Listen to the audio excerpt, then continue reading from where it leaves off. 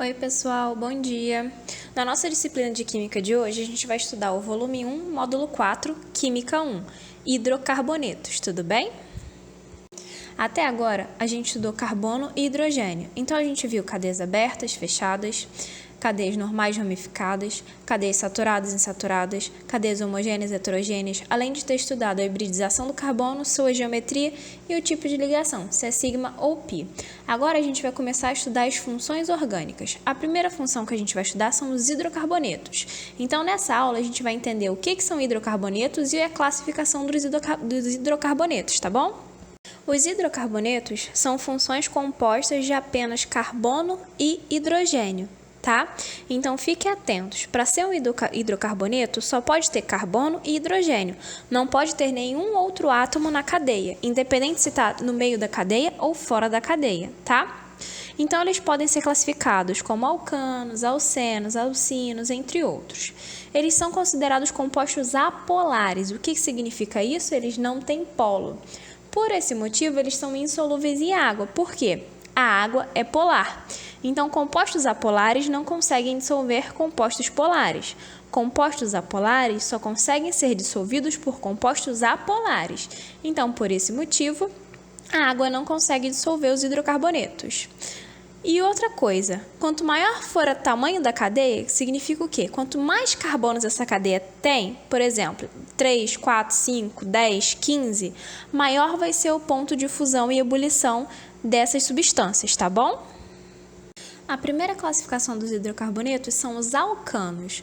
Os alcanos são cadeias abertas e saturadas. O que significa ser saturada? Eles não apresentam na sua cadeia nem dupla nem tripla ligação, eles só apresentam ligações simples, então só tem um traço. A fórmula dos alcanos é CnH2n mais 2. O que significa isso? Vamos supor que esse alcano tenha 3 carbonos, então N seria igual a 3, então ficaria C3. Se N é igual a 3, você ia pegar o N e colocar ali no 2 mais N. Então, 2 vezes 3, 6, mais 2, 8. Então, a fórmula molecular desse composto seria C3H8. Tudo bem até aqui? Então, nesse slide, a gente tem um exemplo de alcanos. Tá vendo aí embaixo, na figura 2? Se vocês forem reparar, só tem um traço. O que significa isso? Significa que ele só tem ligações simples. Na figura 3, está mostrando para vocês o estado que esse elemento vai se encontrar. Então, se ele tiver de 1 a 4 carbonos, ele vai estar no estado gasoso. Se ele tiver de 5 a 16, ele vai estar no estado líquido. E se ele tiver 17 ou mais carbonos, ele vai ser encontrado no estado sólido. Agora, a gente vai ver os alcenos. Os alcenos, eles também são cadeias abertas, porém insaturadas. Como assim insaturadas? Uma insaturação é quando tem ligações duplas ou triplas. Só que os alcenos, eles só vão apresentar ligações duplas. Fiquem atentos a isso. O alceno, ele só vai ter na sua cadeia ligações duplas. Sua fórmula seria CnH2n. O que significa isso? Vamos supor que a gente tem uma cadeia com 5 alcenos. Então, um N seria igual a 5. Então, a gente tem 5 carbonos. Então, seria C5. E para calcular o hidrogênio, é só a gente pegar 2 vezes 5, que é 10. Então, a fórmula molecular seria C5H10. Olhando a figura 4, a gente consegue observar 2 exemplos de alcenos. Se vocês forem reparar, tem ligações duplas. Não precisa ser todas as ligações duplas. Se tiver apenas uma ligação dupla, já vai ser considerado um alceno, tudo bem? Não pode ter tripla, mas pode ter pelo menos uma dupla para ser alceno. No quadro da figura 5, a gente pode ver o estado que a gente consegue encontrar esses alcenos. Então, se você tem de 2 a 4 carbonos, ele vai estar no estado gasoso. Se tiver de 5 a 17, ele vai estar no estado líquido. Com 18 ou mais carbonos, ele vai ser encontrado no estado sólido. Os alcinos também são cadeias abertas e insaturadas. A diferença entre os alcenos e os alcinos é que os alcenos vão ter duplas e os alcinos vão ter ligações triplas, tá? Então, como eu falei nos alcenos, não precisa ter todas as ligações triplas. Se tiver apenas uma tripla, ele já vai ser considerado um alcino, tudo bem? A fórmula dele é CnH2n-2. O que significa isso? Vamos supor que ele seja uma cadeia com 5 carbonos. Então, o N seria igual a 5. Então, a quantidade de carbono seria 5. Se a gente fosse calcular o hidrogênio, ficaria 2n menos 2. Então, ficaria 2 vezes 5 menos 2. 2 vezes 5, 10. Menos 2, 8. Então, a fórmula molecular desse composto seria C5H8, tá bom? Então, observe a figura 6. Na figura 6, a gente tem 2 exemplos de alcinos. Tá vendo? Só tem uma tripla e já é considerado um alcino.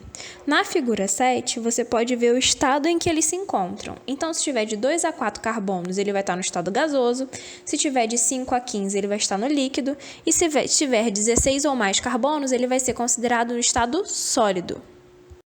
Os alcadienos também têm cadeias abertas e insaturadas. A diferença do alcadieno para o alceno é que no alcadieno a gente vai ter 2 ligações duplas, tá bom? Então, alcenos a gente vai ter uma dupla, nos alcadienos a gente vai ter 2 duplas. A fórmula molecular do alcadieno é CnH2n-2. Então, vamos supor que a gente tenha 5 carbonos. Se a gente tem 5 carbonos na cadeia, o N vai ser igual a 5. Então, como é que a gente faz para calcular os hidrogênios? É só pegar 2N menos 2. 2 vezes 5, 10. Menos 2, 8. Então, a fórmula molecular seria C5H8, tá? Os alcadienos, eles são divididos entre os acumulados, os conjugados e os isolados. Os acumulados, um dos carbonos da cadeia possui 2 ligações duplas com 2 outros carbonos. Os conjugados, os carbonos da sua estrutura, eles vão ter uma ligação dupla, uma simples e uma dupla, vai ser intercalado, tá? E os isolados, eles vão possuir na sua estrutura 2 ligações duplas separadas por 2 ou mais ligações simples. Então, entre as ligações duplas, vão ter uns 2 carbonos pelo menos, tá bom? Os ciclanos, agora ao invés de cadeias abertas, vão ser cadeias fechadas. O ciclano é como se fosse um alcano, só que de cadeia fechada. Então, é formado por uma cadeia fechada e saturada. Saturada por quê? Não possui ligações nem triplas nem duplas, só tem ligações simples, só tem apenas um traço. Sua fórmula molecular é igual a CnH2n. O que significa isso? Vamos supor que eu tenho 3 carbonos. Significa que o N vai ser igual a 3. Então, se eu for fazer o cálculo dos hidrogênios, 2 vezes 3, 6. Então, a fórmula molecular desse composto seria C3H6. A gente também tem os ciclenos. O que são os ciclenos? Eles são formados também por cadeias fechadas e insaturadas. A diferença é que os ciclanos só vai ter ligações simples e os ciclenos vão ter ligações duplas, tá bom? Não vão ter ligações triplas, vão ter ligações duplas. A fórmula molecular do cicleno vai ser CnH2n-2. Então, vamos supor que a gente tenha 4 carbonos. Então, se a gente tem 4 carbonos, N é igual a 4, tá? Então, para fazer o cálculo dos hidrogênios, é só pegar 2N menos 2. Então, 2 vezes 4, 8. Menos 2, 6. Então, a fórmula molecular seria C4H6, tá? Olhem os exemplos abaixo. Por último, a gente tem os aromáticos. Lembra? A gente já viu os aromáticos. Aromático é quando a cadeia possui um anel benzênico. Esses anéis, eles são isolados ou condensados. Como assim? Ou ele está sozinho, ele está grudadinho em outro anel igual, tá? Vale a pena vocês lembrarem que o benzeno, o anel benzênico com uma cadeia aromática é quando a gente tem 6 carbonos e entre esses 6 carbonos a gente tem 3 duplas intercaladas. Não esqueçam, tá bom? Então, esses vão ser os aromáticos. Presta atenção lá embaixo, ó. Então, na figura 3, a gente tem o exemplo de 2 cadeias com aromático, onde uma tem só um anel benzênico e outra tem um anel benzênico com uma cadeia. Então, a gente vai considerar esse hidrocarboneto como aromático, tá? Na figura 14, a gente tem o estado físico deles. Então, quando a gente tem apenas um anel aromático ou um anel benzênico, a gente vai estar essa substância vai estar no estado líquido. Se a gente tem 2 ou mais, essa substância já vai estar considerada no estado sólido, tá bom? Oi, gente! Na aula de Química 2, a gente vai estudar o volume 1, módulo 5, operações com soluções, diluição e misturas com solutos iguais, tá? Então, até agora, a gente estudou concentração comum e concentração molar. Então, a gente aprendeu a como calcular a concentração das soluções. Nós vimos também que a solução é formada a partir de um soluto e de um solvente, onde o soluto é o que tem menor quantidade e o solvente é o que tem a maior quantidade, tá bom? A gente também estudou soluções insaturadas, saturadas e supersaturadas. Então, agora a gente vai aprender a como calcular a concentração de soluções que vão ser diluídas.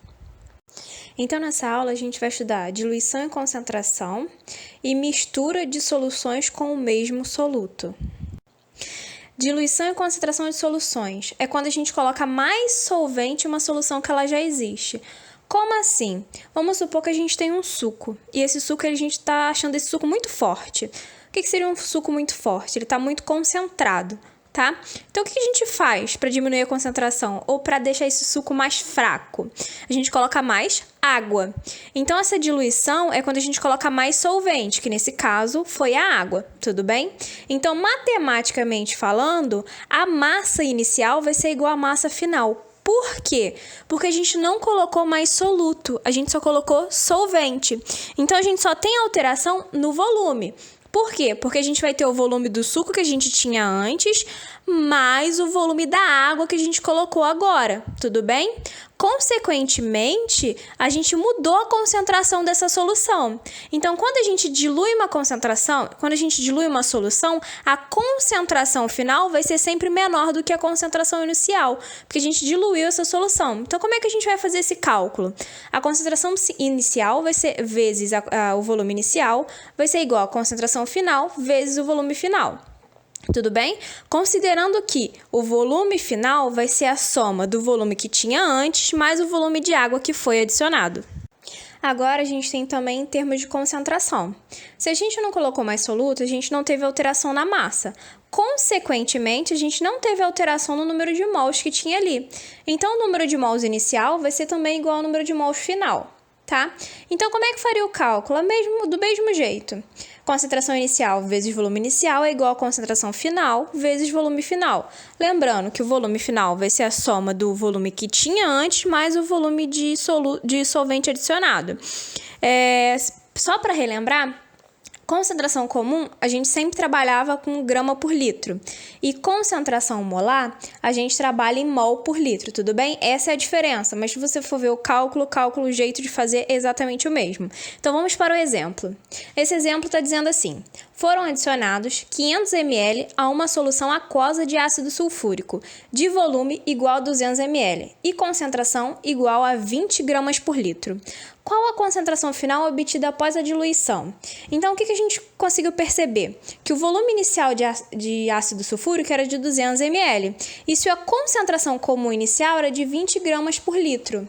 Só que, o que ele fez? Ele pegou esse volume de 200 ml e adicionou mais 500 ml de água.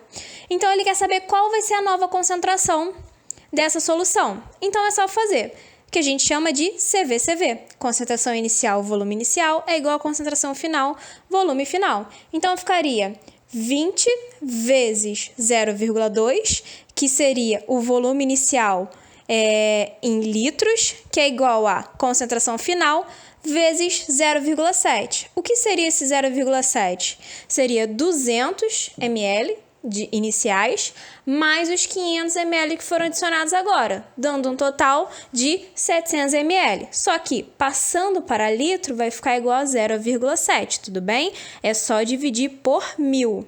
Então, realizando essa conta, é só fazer 20 vezes 0,2 dividido por 0,7. Então, a concentração final vai ser igual a 5,7 gramas por litro. Então, vocês conseguem perceber que a concentração inicial era muito maior do que a concentração final? Por que isso? Porque essa solução foi diluída. Agora, nós vamos estudar mistura de soluções com solutos iguais, tá bom? Mistura de soluções com solutos iguais é bem parecido com a diluição. A diferença é que na diluição a gente usa um solvente. Aqui não, aqui a gente vai usar uma solução, a gente vai misturar duas soluções com o mesmo soluto. Então, por exemplo, se a gente tem o suco, vamos supor que a gente tem um suco mais forte e um suco mais fraco. É como se a gente pegasse esses dois sucos e misturassem, tudo bem? Eles têm solutos iguais porque os dois sucos usaram o mesmo pozinho. Vamos considerar assim. Então, como é que a gente faria a conta da concentração? Matematicamente falando, vai ser bem parecido com o outro. Então, em termos de massa, o que a gente vai fazer? A diferença é que a gente tem que calcular, considerar que a massa final vai ser a soma das duas massas dos dois recipientes. Então, como é que ficaria o CVCV? Concentração de um, volume de um, mais concentração do outro, volume do outro, é igual a concentração final, volume final. Onde esse volume final vai ser a soma do volume que tinha em um recipiente, mais a soma do volume que tinha no outro. Em termos de concentração é a mesma coisa. O número de mols vai ser igual ao número de mols do primeiro recipiente, mais o número de mols do segundo recipiente. Então, quando a gente for fazer o CVCV, a conta vai ficar do mesmo jeito. Concentração de um, volume de um, mais a concentração do outro, volume do outro, que vai ser igual à concentração final vezes o volume final, considerando que o volume final vai ser a soma dos dois volumes, que é o volume que tinha em um recipiente mais o volume que tinha no outro recipiente. Vamos ao exemplo para deixar tudo mais claro.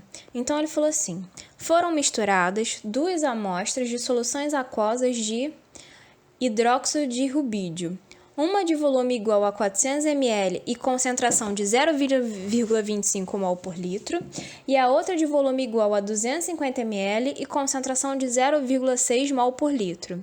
Ele quer saber qual será o valor da molaridade da solução resultante aproximadamente. O que ele quer saber? Ele quer saber a concentração final.